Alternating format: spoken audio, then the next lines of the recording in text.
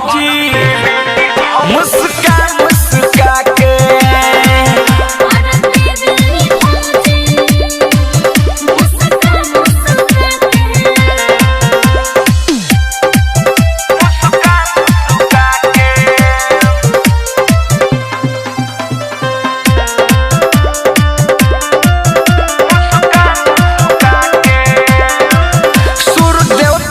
मन से ध्यान ध देली खुशी घर बर रहे परब करेली।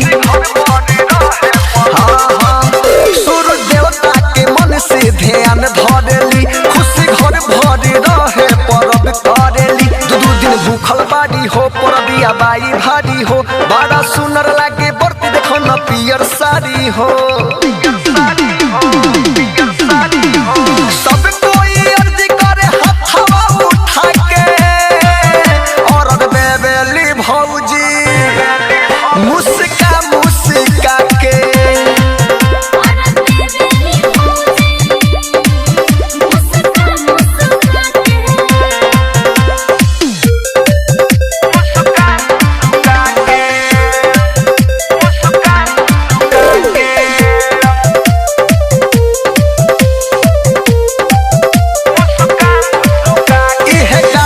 महीना सुहावन लागे देखो मैया के घाट बड़ा पावन लागे।